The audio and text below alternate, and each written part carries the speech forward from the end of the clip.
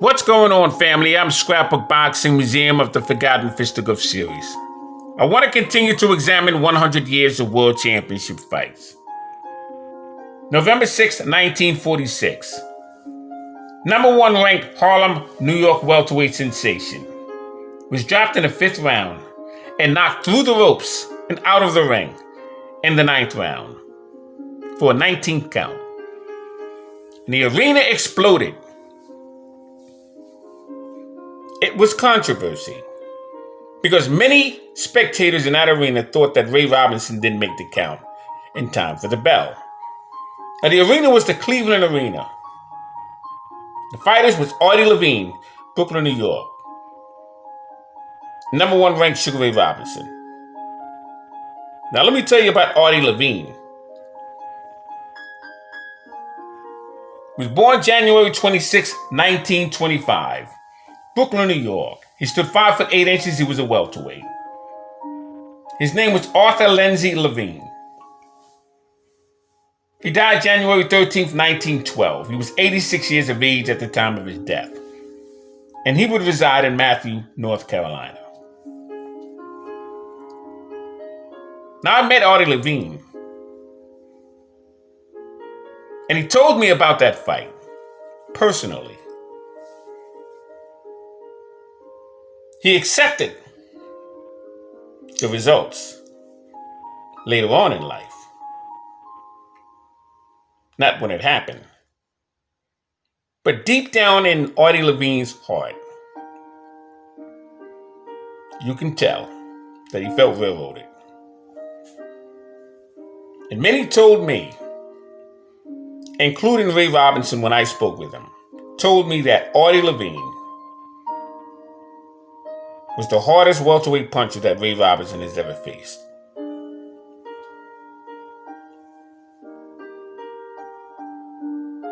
Very strong fighter was Artie Levine. R.I.P. to him. He's a great humanitarian, was Artie Levine, but he could fight.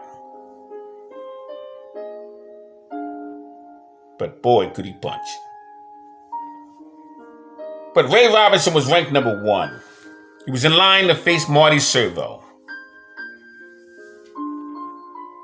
Because of the war, the title was protected.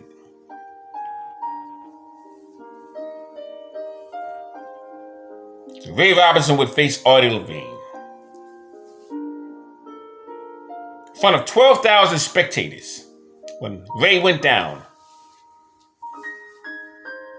the mouth of the spectators wide open. It was a jaw-dropping experience. But when he went out of the ring, my God, you didn't hear a pin drop. Or as they say, a rat piss on cotton. You had a spectator that fainted. They couldn't believe what they were watching.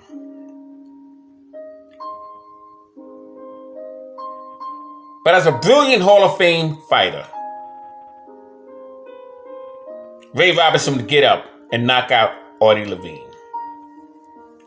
Hit him with a 4-piece combination. Rocked back on his left foot. Ended with a beautiful left hook. Levine never saw it coming. He was so excited of the moment that what could have been, as Billy Conn and Joe Louis in 1941. What a night, what a fight that was. Between Ray Robinson, number 1 ranked contender for the welterweight championship division, and tough Artie Levine, November 6, 1946. Now, one more thing on Artie Levine. He had a record of 72 total bouts. 52 wins, 36 knockouts, 15 losses, and 5 draws. Now, he fought Jimmy Doyle. And he punched him so hard that Jimmy Doyle would suffer a concussion. And this was before Jimmy Doyle met Ray Robinson. This fight was March 11th, 1946. And we'll get to that Ray Robinson-Jimmy Doyle fight in a moment. But that's how hard of a puncher Artie Levine was. R.I.P. to Jimmy Doyle and R.I.P. to Artie Levine. November 26, 1946, Philadelphia's lightweight, Bob Montgomery knocks out Wesley Mazzone. And that was very big for Bob Montgomery at that time. He was looking for another opportunity at a title shot. Bob Montgomery was a Philadelphia lightweight. Could bang with either hand. Had the pleasure of meeting Bob Montgomery as well. He was something else. Bob Montgomery would open up the Blue Horizon. He'd be a promoter. A couple fights for the Blue Horizon in Philadelphia, 1971. But he was something else. Those are great moments, conversations that I had with the Bobcat Bob Montgomery. Amazing.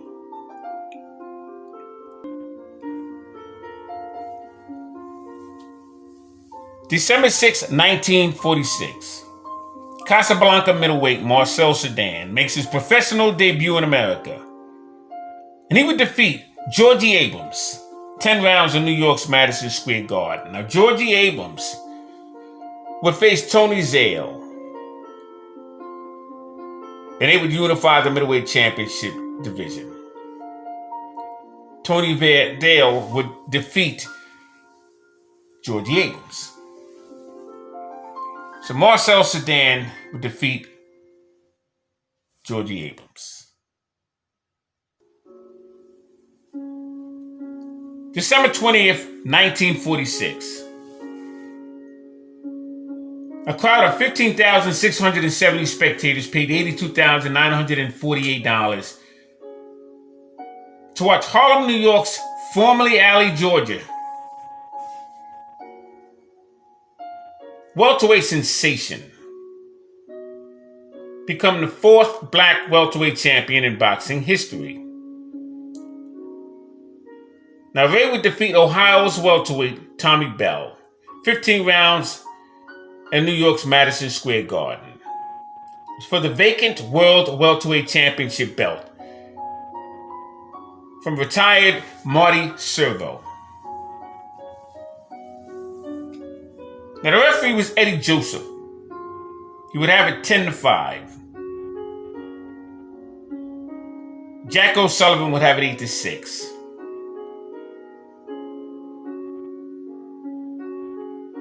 And Judge Arthur Schwartz would have it 10-5.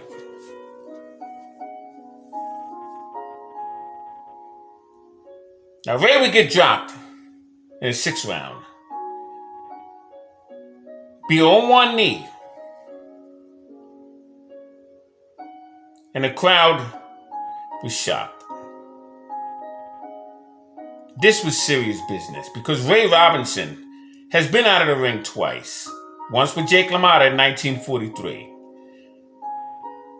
And once with Artie Levine, 1946. Just a fight or two away from this fight.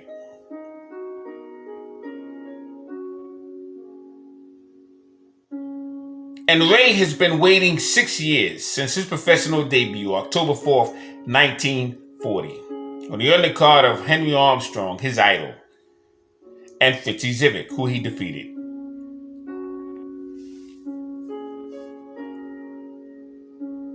But Ray would get up. And I told you about a trainer who, by the way, my top 2 greatest trainer in boxing history. His name was Harry Wiley Sr. And this is when you know you have a trainer. Ray Robinson would look over to Harry Wiley Sr. Now, Harry Wiley Sr. was a no-nonsense trainer. But he was quiet in the ring. He didn't get excited when he was talking to you. But he was very direct. As was Yankee Durham. Yancey Durham was the trainer of Joe Frazier. Jack Blackburn was that way with Joe Louis. Bowie Fischer was that way with Bernard Hopkins. So when Robinson looked over to the corner, he got a glare from Harry Wiley Sr. Robinson knew what that meant.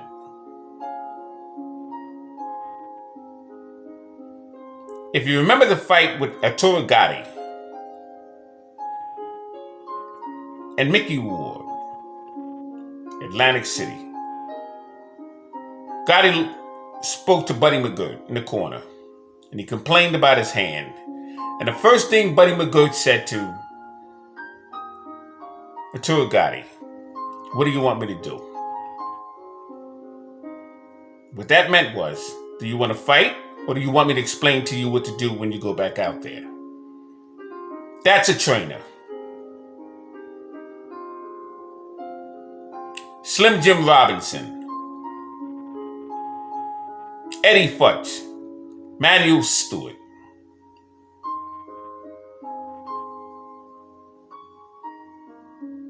He had great trainers that knew what to do in crisis moments. Angelo Dundee, Georgie Benton. So Ray Robinson got the glare from Harry Wiley Sr. and he would get back in the middle of the ring and he would dance. He would jab. He would step to the side. He would pop the right hand. He would consistently move till he got his head together. And the combinations this man would throw to get the respect back from Tommy Bell was a thing to behold. That story came directly from my father. He was at the fight. It was at New York's Madison Square Garden on the eve of December 20th, the last fight on that card, the last fight of that year, Madison Square Garden.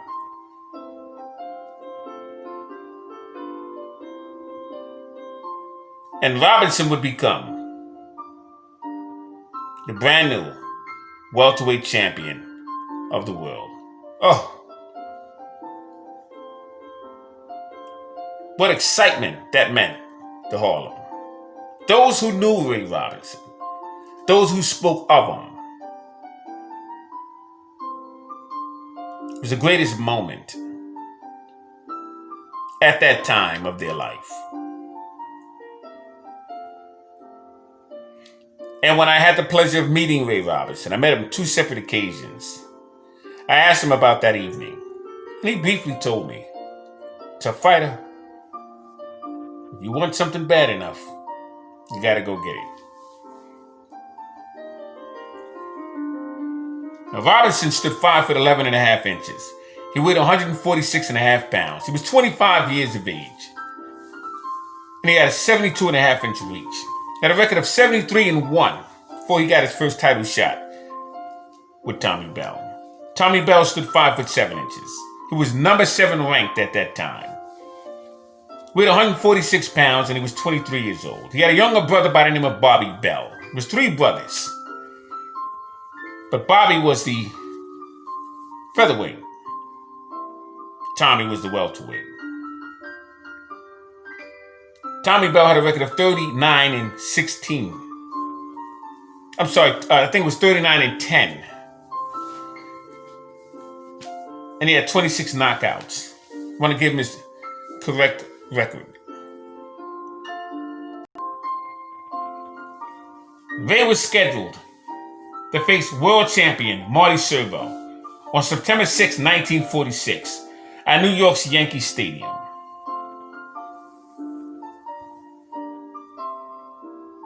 And Marty Servo would pull out, stating that he had a broken nose when he fought Rocky Graziano. And he didn't want to jeopardize his health.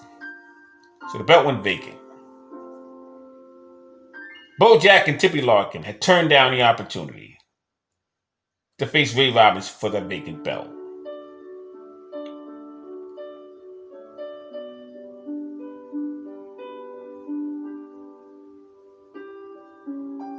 But Ray Robinson did his job. Now, who was Tommy Bell? His name was Thomas Bell. He was born March 3rd, 1923 in Youngstown, Ohio. He died July 14th, 1994. He was 71 years of age at the time of his death. And Tommy Bell, who I met as well.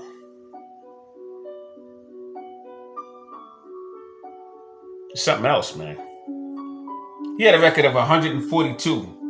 He had a record of 87 total bouts, 53 wins, 32 knockouts. And I believe it was 20 plus losses. All this is at the top of my head. The entire series has always been at the top of my head, so I stumbled a little bit. But I'm not far from reality. He fought from 1942 to 1951. He faced fighters such as Cecil Hudson. No, he faced him May 6, 1946. Lost on points. July 29, 1946, he would defeat California Jackie Wilson in 10 rounds. Then September 27, 1946, he would face Cecil Hudson, defeating him in 10 rounds. Now, Robinson had faced Cecil Hudson as well, November 1st, 1946. And he won by a knockout. Defeated Artie Levine, November 6, 1946. And he defeated him by a knockout late in the 10th round. He was also being in the ring with Ozzie Bulldog Harris, November 6, 1946 of that year. So he had 3 compelling fights in 46, as well as Bell. Now what's interesting is Ray Robinson had 3 compelling fights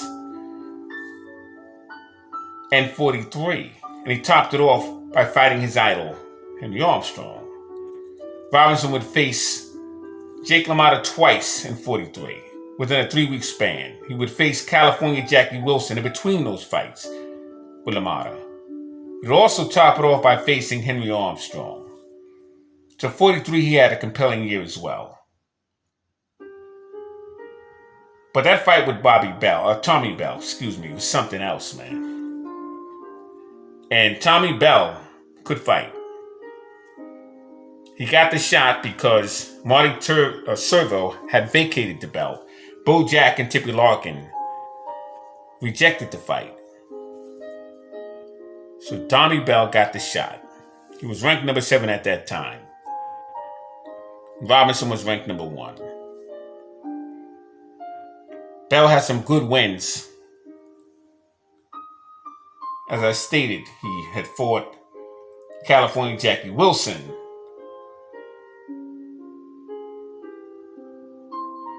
and Cecil Hudson, and that got him the opportunity. So great night at New York's Madison Square Garden to end off the year of 1946. Amazing. I'm Scrapbook Boxing, Museum of the Forgotten Fisticuffs series.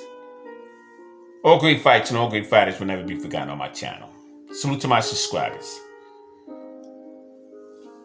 Salute to the great warriors.